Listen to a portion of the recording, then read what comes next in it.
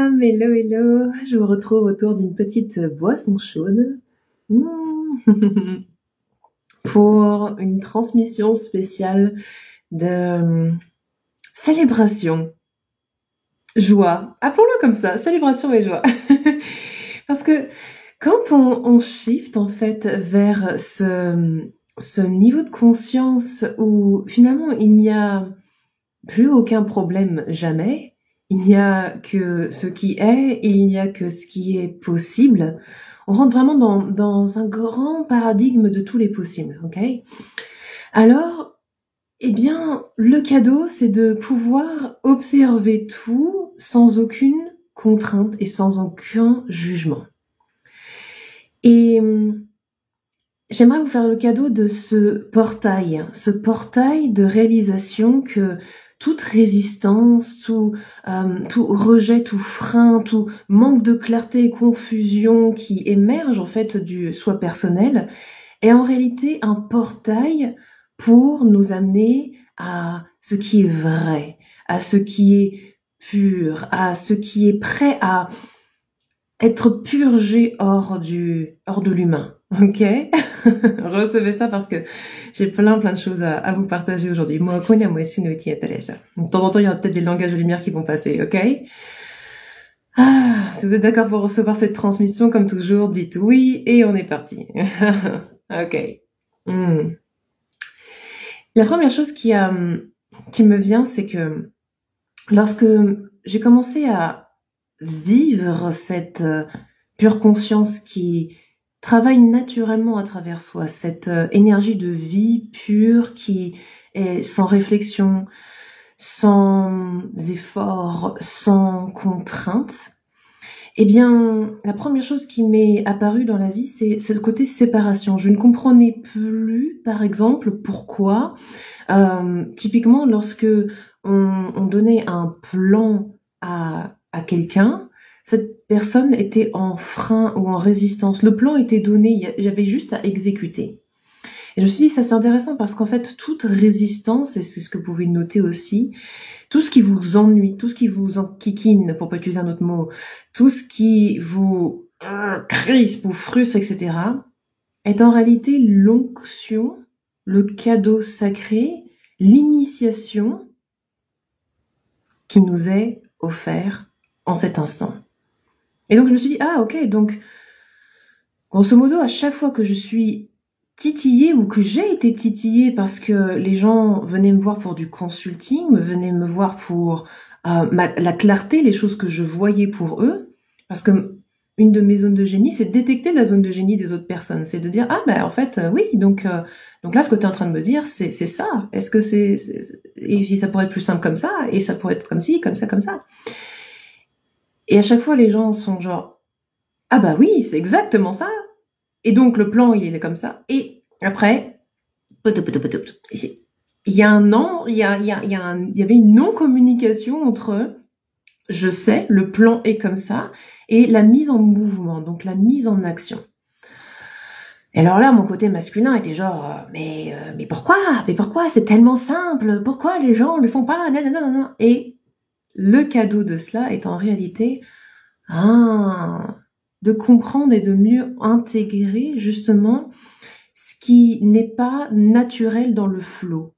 Et ce qui n'est pas naturel dans le flow, c'est toute la couche égotique, toute la couche de conditionnalité et toute l'enveloppe que je vous ai décrite dans la vidéo précédente, de cette limitation humaine qui justement empêche de suivre le mouvement naturel de la vie à travers le corps humain.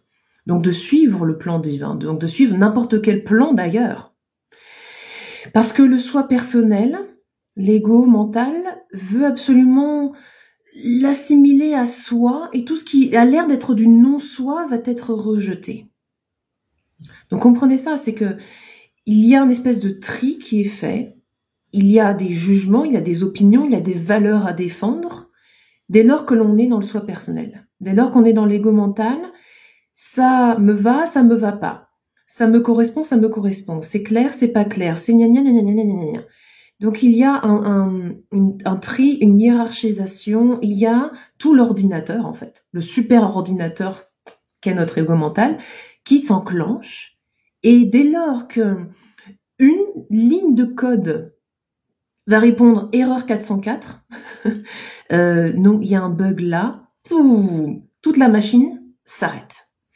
Ce qui fait que du coup, même lorsque le plan, la guidance, le truc que vous savez au plus profond de votre ventre, qui est à mettre en mouvement, donc à faire, à réaliser dans la matière, dès qu'il y a une sensation d'erreur, de non-alignement, tout s'arrête. Et du coup, les gens n'arrêtaient pas de me dire, mais je comprends pas pourquoi j'arrive pas à avoir cette clarté, à parler, à réaliser tout cela, à être dans mon féminin et à recevoir. Je viens d'avoir une séance hier avec une cliente amie, et ce qui a été très majeur et palpable, c'est cette amie est maître dans l'organisation. C'est une maître dans justement le tri, la réalisation de tâches. On la paye pour ça d'ailleurs, pour réaliser des tâches, pour résoudre des situations, pour tac tac tac tac. Donc elle me disait, mais ça me saoule parce qu'en fait tout mon quotidien m'invite à être dans mon masculin. Je suis dans mon masculin, il n'y a aucune place pour mon féminin. Et puis regarde ceci, regarde cela, et non. Et donc on fait un énorme état des lieux et je fais, mais en fait c'est trop bien. Ce que tu es en train de me dire, c'est que dès qu'il y a du chaos, tu te sens submergé. Elle me dit, oui, je me sens noyée, on essaie de m'imposer des choses, et puis du coup, c'est le bordel, donc au moment, j'ai envie de me barrer, et heureusement que je me barre d'ailleurs, et non. Et c'est ok parce que cette purge, en fait, cette purge de l'ego qui est en train de résister massivement à la situation, est l'invitation de incarner ce chaos. Le féminin est éminemment chaotique. Il est éminemment eau. Le féminin est cette eau complète où tout est fluide.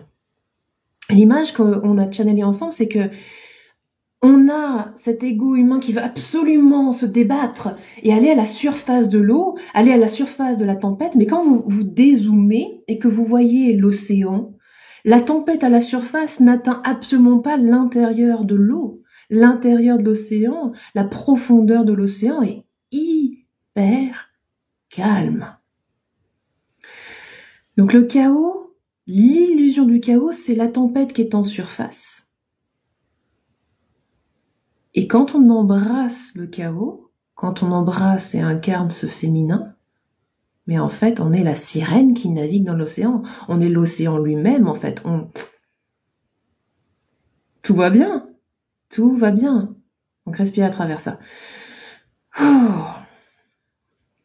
La tempête, c'est ce cyclone, cette tornade, vous voyez, qui fait n'importe quoi, qui secoue la terre, qui détruit les maisons, qui a l'air d'être la destruction totale. Alors qu'en réalité, la tornade, c'est également le cœur, comme un œil qui zoome sur... au cœur du cyclone, rien ne se passe, tout va bien. Et nous, ce qu'on voit, c'est la tempête qui chou. Et quand je dis nous, en réalité, c'est le soi personnel qui ne perçoit que ça. Donc faire ce shift de conscience, incarner justement le cœur de la tempête, incarner l'immobilité totale, incarner le tout est juste. Il n'y a plus besoin de juger la situation. Il n'y a plus besoin de dire que ça c'est du chaos, ça c'est de l'ordre. Ça c'est bien, ça c'est mal. Ça c'est fait pour moi, ça c'est pas fait pour moi. Ça c'est aligné, ça c'est pas aligné. Et ça ceci, et ça cela. Et ça c'est haut vibratoirement, et ça c'est bas vibratoirement. Et ça c'est de l'ombre, et ça c'est de la lumière. Et ça c'est juste... Vous imaginez le nombre de milliards et de milliards de micro-jugements et d'opinions que le soi personnel déploie. Et donc la quantité d'énergie qui est déployée dans les deux sens, le soi et le non-soi, la frustration et la satisfaction. Pour conclure d'une histoire, Autre exemple très concret. Lorsque vous êtes en frustration d'une situation,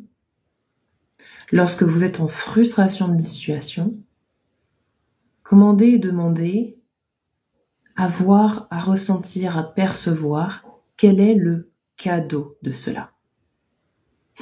S'il devait y avoir un seul cadeau de ce gros merdier qui est en train de se passer, ça serait quoi? Tout de suite, ce qui se passe, c'est que là où la tempête était auto-alimentée, auto-amplifiée par l'ego, par ce soi personnel qui veut revendiquer quelque chose, revendiquer son bon droit, revendiquer que c'est pas correct, c'est pas juste ce qui se passe, ça devrait pas se passer comme ça. La vie, elle devrait être beaucoup plus fluide, la vie, elle devrait me servir. Pourquoi est-ce que je subis ça? L'ego, lui, cherche un pourquoi. Un pourquoi, il cherche un bourreau, il cherche une raison, il cherche une justification. Et ça fait que alimenter le cercle de la survie. Parce que c'est son job, l'ego est programmé pour notre survie. Il fait très bien son job. Il est programmé pour voir le cercle et le cycle de la souffrance, le cycle du sauveur du coup. Puisque s'il y a souffrance, il y a forcément une façon d'être sauvé. Et s'il y a un moyen d'accéder à un plus haut niveau, il va peut-être falloir sacrifier quelque chose. Culturellement, en plus, c'est encensé. Tu sacrifies ta vie personnelle pour avoir la carrière. Tu sacrifies ta propre indépendance pour t'occuper du mari et des enfants. Tu sacrifies je ne sais pas quoi pour avoir quelque chose d'autre. D'accord ? C'est la loi de l'exclusion. Parce que le soi personnel a besoin de sectoriser. Il a besoin de s'occuper d'un domaine de vie l'un après l'autre. Donc moi, typiquement, le travers que j'avais développé dans mon activité, parce qu'à un moment donné, ça m'avait sauvé, c'est de m'occuper et de me responsabiliser en tant qu'entrepreneur. Super, parce qu'à l'époque où j'étais en grosse galère justement entrepreneuriale, je ne me considérais pas comme un entrepreneur. Je me considérais comme une, je ne sais pas quoi, une thérapeute qui devait vivoter de son activité. On m'avait toujours dit, vis ta passion et tu n'auras plus jamais l'impression de travailler, etc., etc. Donc j'étais très très romantique à l'époque. C'était très très romantique, c'était très mignon, sauf que ça m'a provoqué aussi un burn-out et parce que je ne m'y retrouvais plus, je travaillais énormément et ça suivait pas en fait. Les ans, c'était vraiment pas là. Donc fais ta passion et puis tu ne travailleras plus jamais de ta vie, il a carrément bugué dans ma tête. Et le cadeau de ce burn-out, ça a été donc de me choisir. J'ai repris un mi-temps parce que je sentais qu'il y avait autre chose de possible. Et abandonner ça, c'était pas dans ma vibe. J'étais là pour aider les gens. Donc, je le sentais. Ça fait pas sens. Jésus, tu aurais pu être docteur en biologie et puis avoir un poste très bien et retrouver une carrière dans la science. Pourquoi est-ce que j'ai dit à mon ego, ce qui est important pour moi, c'est pas le challenge que je suis en train de vivre. Alors oui, j'avoue la situation où ton cerveau ne suit plus et puis tu as une aversion totale pour l'effort et pour le faire tout court, hein, même te lever de ton canapé, c'est juste l'horreur. C'est pas agréable. C'est franchement pas l'idéal, c'est sûr. Et en même temps, j'avais ce mouvement, cet élan du corps, sans aucune raison qui me chuchotait, il y a autre chose de possible. J'ai fait, ok. Donc, s'il y a autre chose de possible, la situation dans laquelle je suis est l'illusion. Quel est le premier besoin que mon ego a besoin d'assouvir? C'est la notion de survie. Donc, pouf, allez, on reprend un mi-temps, et puis comme ça, je vais m'organiser sur le côté, et puis je vais pouvoir, du coup, investir en moi, et c'est là où j'ai investi dans mon premier coaching en business, ma première structuration d'activité, je me suis réconciliée avec l'argent, enfin ça a été 6 mois, 1 an qui ont été genre massifs dans la structuration. J'ai responsabilisé tout mon être. Et en même temps, du coup, ça a développé ce petit travers, petit coquinot, qui est que la seule valeur dans laquelle j'avais à investir avant toute chose, c'était mon business. Et c'était cette partie justement business, cette partie entrepreneuriale stricte. Donc là où mon mouvement interne me faisait sentir que justement il y a cette séparation, c'est peut-être plutôt vers l'approche globale, l'approche émotionnelle peut-être, ou bref, de dissoudre mon ego, concrètement c'est ce que ça me disait depuis des années. Et non, parce que ce qui était plus pragmatique, plus rationnel, plus retour sur investissement, plus cohérent dans mon soi personnel, c'était le business, l'expansion business, pure. À tel point que j'investissais même dans des formations qui me redisaient exactement ce que je savais déjà et que j'appliquais déjà. Le frein n'était donc pas dans le faire, le frein n'était pas dans le plan, puisque en plus je n'avais aucun problème à suivre un plan. Le frein était littéralement dans ce qui était non avoué, non avouable, non exprimable en moi. Il y avait quelque chose que je ne m'autorisais pas à exprimer, je ne m'autorisais pas à voir, et là où le soi personnel est malin, c'est qu'il va nous faire ça tu verras plus tard. Il y a toujours ça qui est prioritaire, ça qui est prioritaire. Est-ce que ça fait sens? Ou est-ce que dans votre vie, vous sentez ce mouvement interne à aller explorer différemment les choses, avec une autre possibilité, où on vous envoie d'ailleurs cette autre possibilité, et vous ne la saisissez pas? Plusieurs fois, j'ai rencontré des très belles personnes avec cette finesse de dissolution de l'ego et du soi personnel, et mon moi personnel disait et j'en rigole maintenant parce que je me dis mais oui, en fait, j'étais en train justement de rire de moi-même et pas de rire de ces personnes-là. J'étais en train de rire justement de cette notion égotique que je ne comprenais pas. Parce que pour moi, c'était de la perchitude. C'était absolument pas prioritaire. C'était pas du terre à terre. Voilà. C'est pas concret, en fait. Et j'étais genre, bah oui, c'est très mignon, c'est très sympa. Et en même temps, bah, c'est pas ça la vie. Ah. Mais alors, c'est quoi la vie? Parce que là, depuis tout à l'heure, en fait, tout réflexe venant du soi personnel, comme vous voyez, n'est là que pour survivre. Pour assurer la survie. La survie, ça n'est pas la pérennité. Par définition, si on reste terre à terre dans les mots. La survie, c'est assurer les besoins minimums. La survie, c'est assurer les besoins minimums. Besoin minimum. C'est encodé dans les deux mots. Survie égale besoin minimum. Donc ça veut dire qu'on va diriger toute notre énergie dans quoi? Dans le minimum et dans les besoins.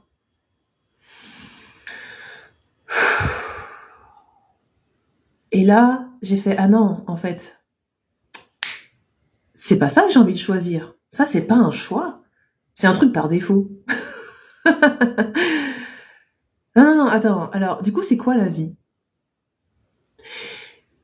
La vie, si on pouvait le résumer en quelques mots, on est d'accord, hein? C'est un flot continu. Une aventure et une expérience continuelle. La vie, c'est faire l'expérience de tout ce qu'est la vie. Donc, c'est une aventure continuelle, c'est une expansion continuelle, c'est un flot continuel.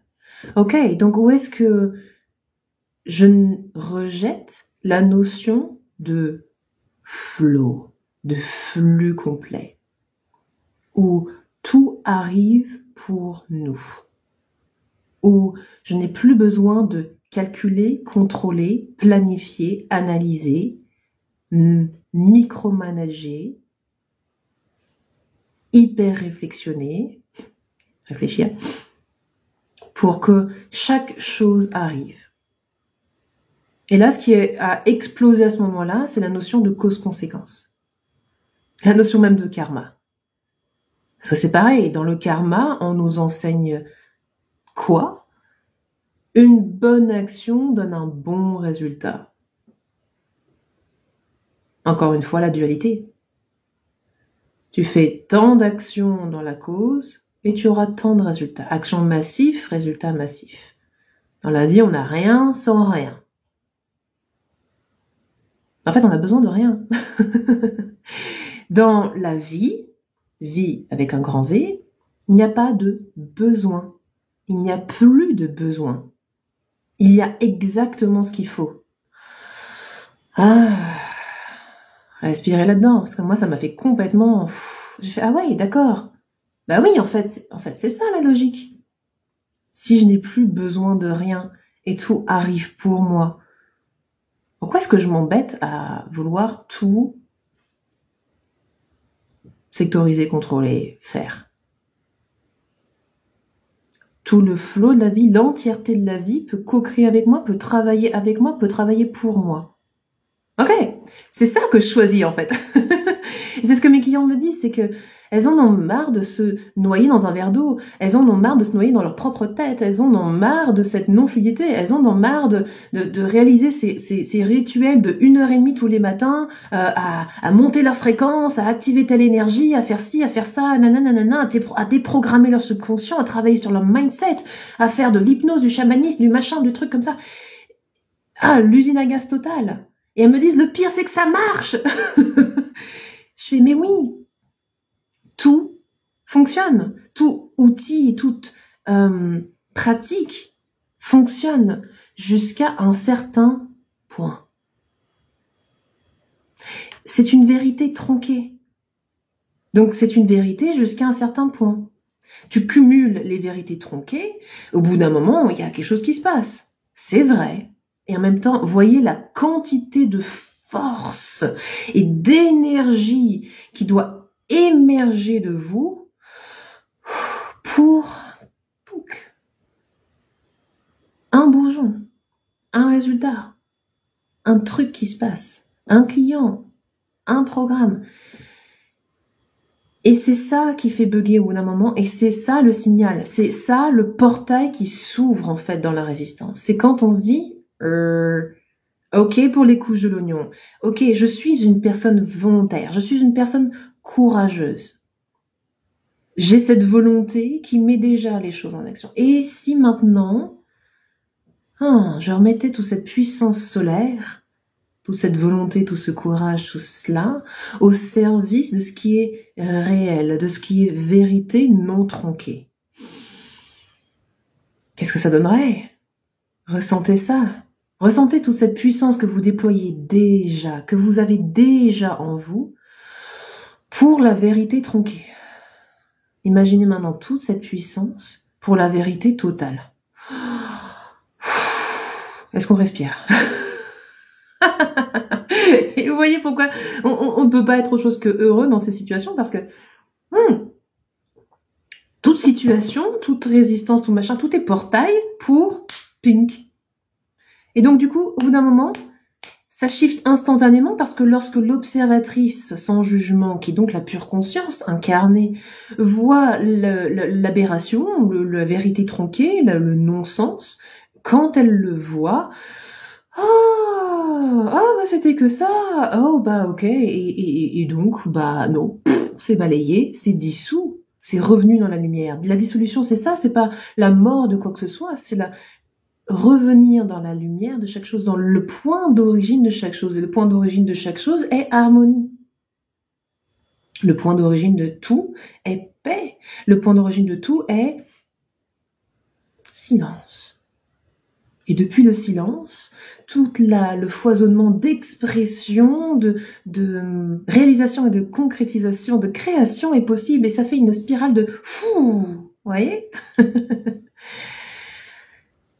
Donc c'est cette joie infinie de simplement être dans la présence, la pure présence, qui voit, qui observe, qui est témoin et qui résout tout. Dans cette pure présence, il n'y a plus ce paradigme de problème, souffrance, sacrifice, sauveur. Il n'y a plus de problème.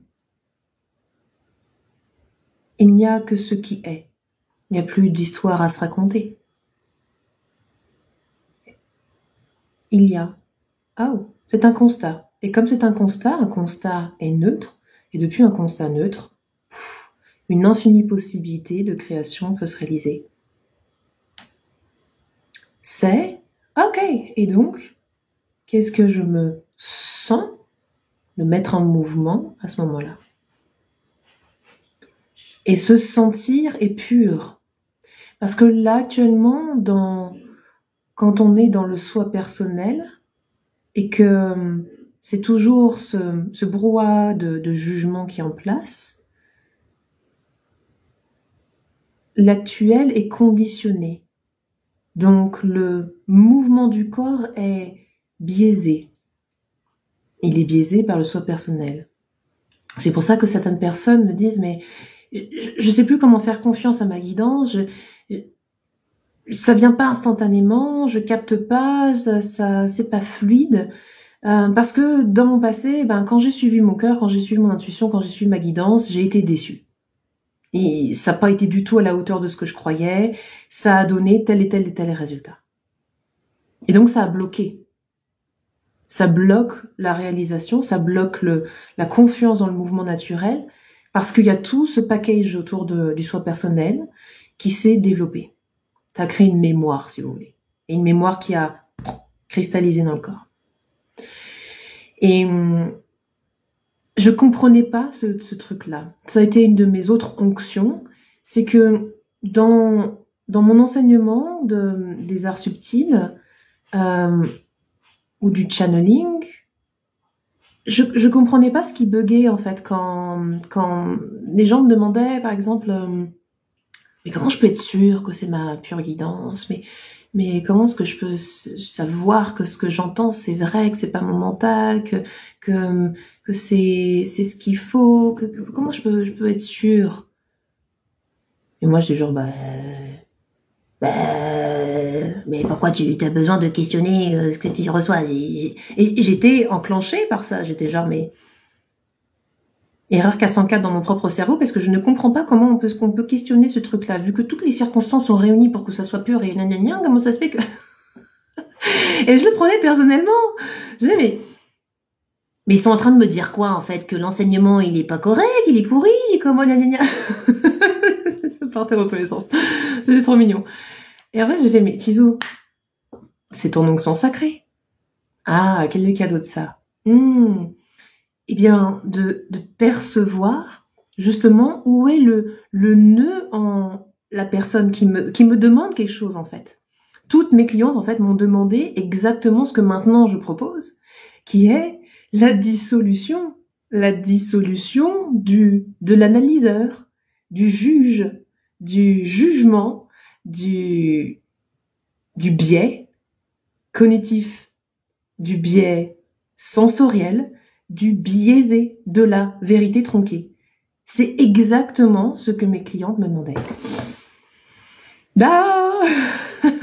Donc, vous voyez qu'en fait, tout ce qui vous provoque, tout ce qui vous titille, tout ce qui vous enquiquine, tout ce qui vous provoque genre réaction, est le cadeau. Est le cadeau pour quoi? Pourquoi? Donc quand votre cerveau vous dit mais pourquoi? En fait ce qu'il est en train de dire mais pourquoi? Et c'est génial parce que vous allez pouvoir voir et entendre réellement les mots tels qu'ils sont et pas biaisés par la vision du soi personnel. Ça fait sens? Et donc c'est pour ça qu'il peut pas y avoir de retour en arrière non plus, parce que quand on est dans ce shift de conscience, c'est pas juste un shift de mindset ou de vision, c'est pas un shift de positivisme, hein, c'est pas genre voir la vie avec des petites étoiles, des petites licornes et des petites fleurs, hein. Pas vraiment, non. C'est incarné. Comme vous en avez fait l'expérience, comme vous l'avez vécu, et ça pour ça il faut le vivre. Il n'y a pas d'autre façon. C'est une pratique. Et c'est un vécu, c'est une expérience qui est indéboulonnable. Quand vous passez de je reçois la théorie comme ça, par exemple sur des lives gratuits, des lives Instagram, etc., à je fais l'expérience de, tout de suite vous passez du monde de la théorie à la vérité totale incarnée. Et la vérité totale incarnée est ancrée, elle est faite, elle est présente. Et comme elle est présente, il n'y a pas de retour en arrière possible, il n'y a pas de décroissance possible, il n'y a pas de retour dans le fond du trou ou je ne sais pas quoi là, parce que le choix a déjà été fait. Le choix de la pure conscience incarnée a été fait.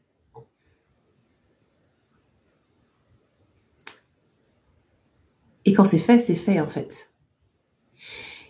Et je dis ça parce que il y a certaines personnes certaines de mes clientes qui viennent me voir en me disant mais voilà, bon, moi je crois que j'ai tout fait, hein. J'ai 10 milliards de certifications à mon palmarès. Moi je suis quelqu'un qui a envie d'apprendre, je suis hyper outillée. J'ai appris tellement de méthodes et en même temps c'est tellement puissant parce que je les utilise avec mes clients ont des résultats et je sens qu'il y a autre chose, il y a cette simplicité.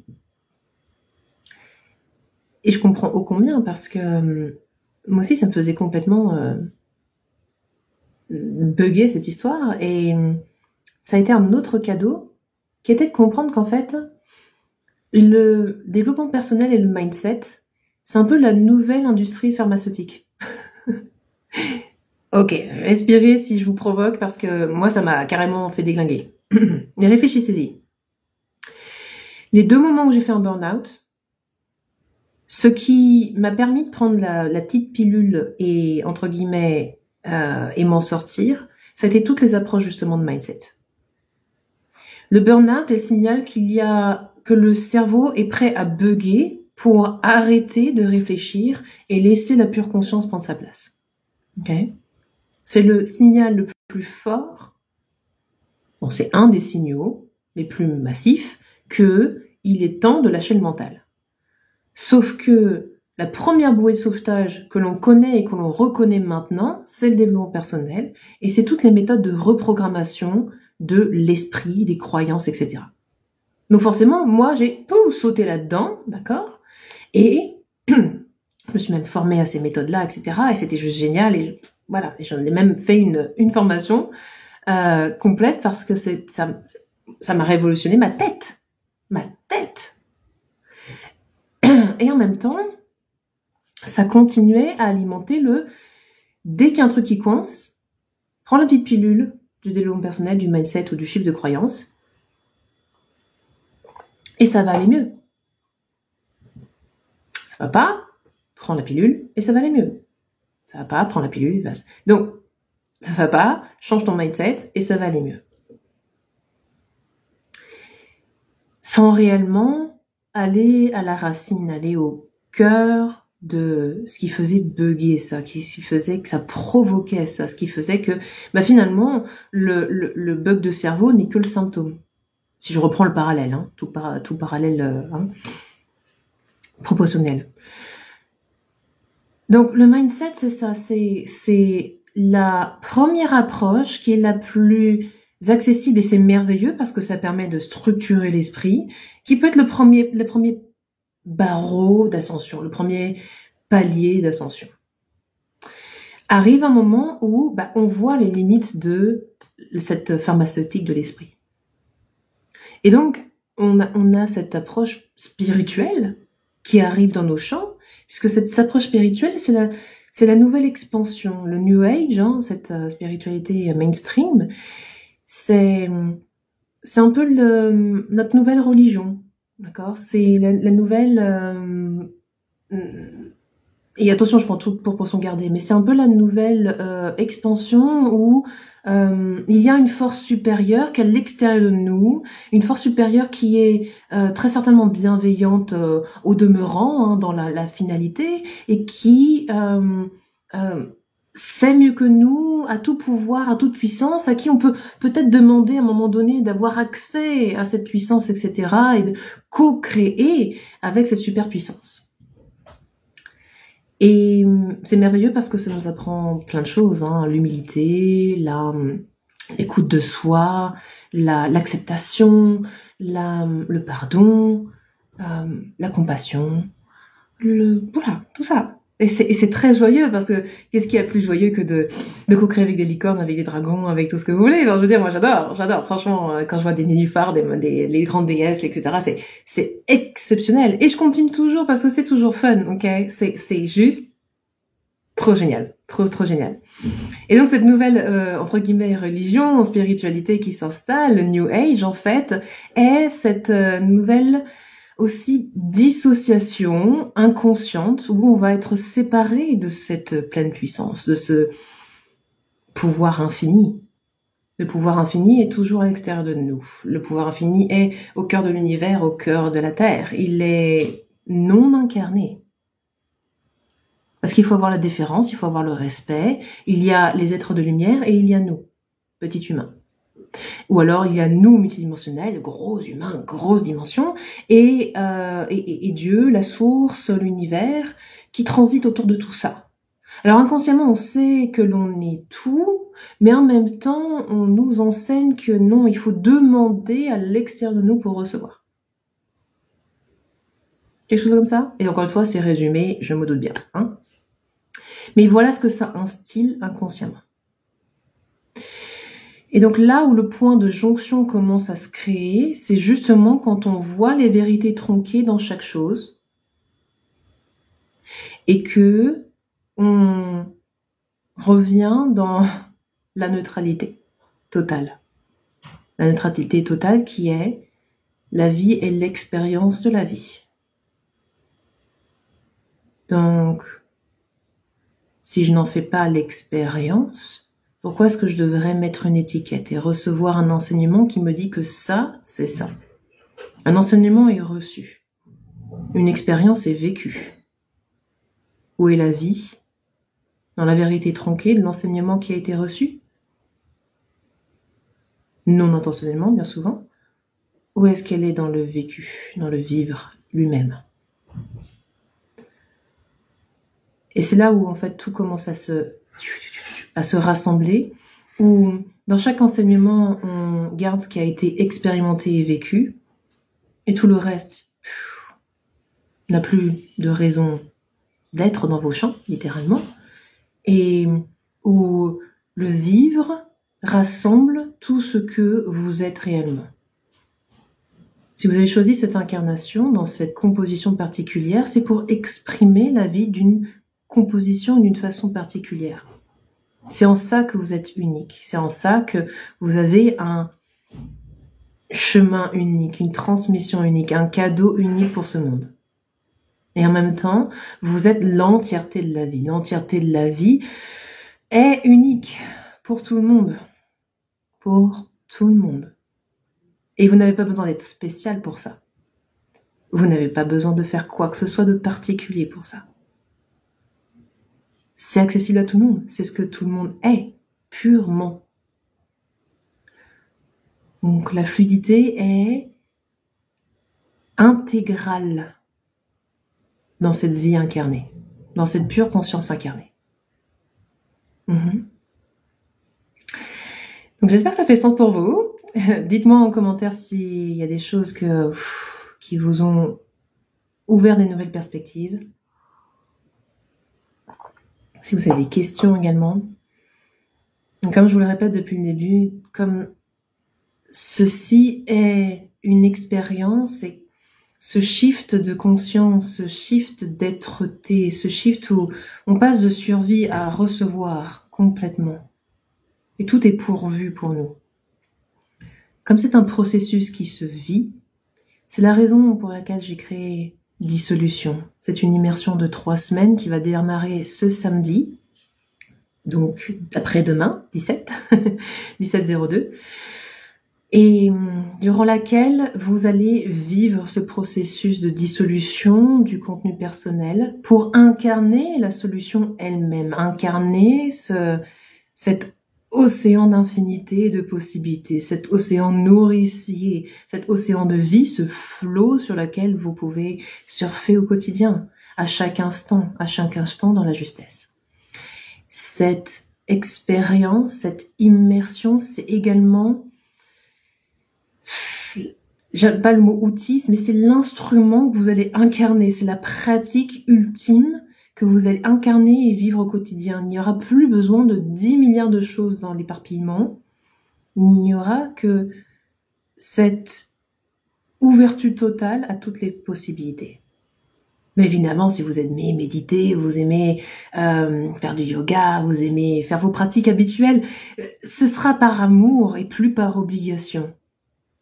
Ce sera par total mouvement naturel et plus pour avoir un résultat, pour avoir la meilleure vibe, pour avoir la vitalité, pour avoir ceci. Ce sera normal. Ce sera naturel. Ce sera instinctif, intuitif, parce que vous serez le flot de la vie lui-même. Yes? Donc ça, c'est quelque chose qui résonne avec vous. Eh bien, bienvenue sur l'expérience dissolution. Tous les détails sont plutôt dans la bio, du coup. Mais si vous voulez que je vous envoie ça directement par message, écrivez dissolution en commentaire et je vous envoie tout cela avec grand plaisir. Ce sera un honneur pour moi de vous transmettre cela et d'ailleurs, c'est tellement intemporel comme transmission, c'est quelque chose qui rend tellement indépendant. Et désolé si le live coupe entre-temps. Ça rend tellement indépendant que ce sera l'occasion de le transformer en programme en ligne autodidacte. Donc j'ai vraiment hâte de co-créer avec les belles personnes qui se seront dit oui pour cette expérience en direct qu'on démarre samedi. Prenez bien soin de vous, namasté, et à très bientôt.